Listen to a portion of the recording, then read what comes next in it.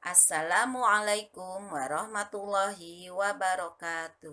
Saya Lia Surti Mulyani akan mempresentasikan pemilihan penetapan alat permainan sebagai sumber belajar untuk perkembangan kognitif. Sebelum memilih alat permainan edukatif, guru harus memperhatikan dulu beberapa persyaratan pembuatannya. Persyaratan tersebut meliputi 1. Syarat edukatif, 2. Syarat teknis, 3. Syarat estetika. Syarat edukatif. Syarat edukatif adalah pemilihan alat permainan edukatif harus disesuaikan dengan program pendidikan yang berlaku sehingga pembuatannya akan sangat membantu pencapaian tujuan-tujuan yang terdapat di dalam program pendidikan yang disusun.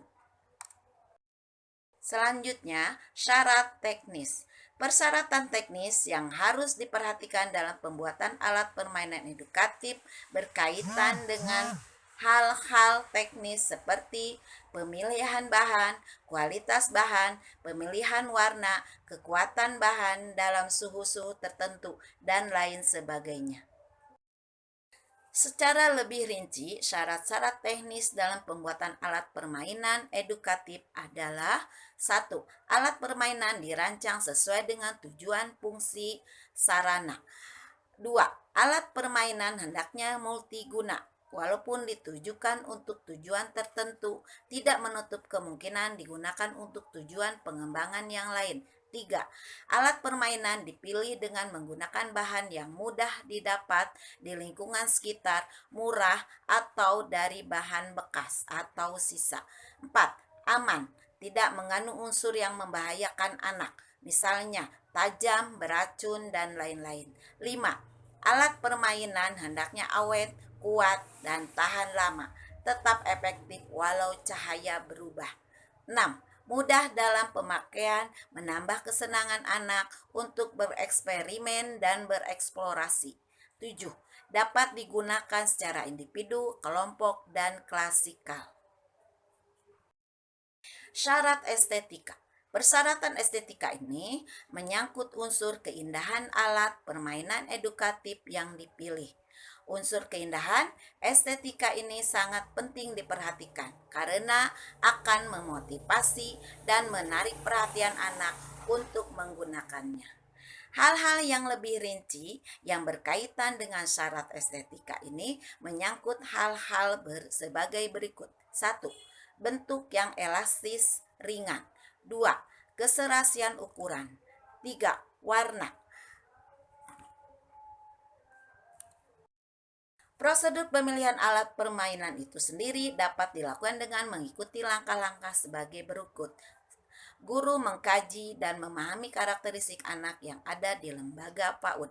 Guru akan membuat AV, maka guru perlu terlebih dahulu memahami karakteristik anak yang menjadi sasaran pembuatan AV. Prosedur pemilihan alat permainan itu sendiri dapat dilakukan dengan mengikuti langkah-langkah sebagai berikut. Guru mengkaji dan memahami karakteristik anak yang ada di lembaga PAUD. Guru akan membuat AV, maka guru perlu terlebih dahulu memahami karakteristik anak yang menjadi sasaran pembuatan AV. Selanjutnya, memilih isi atau tema dan tujuan belajar dari tema tersebut.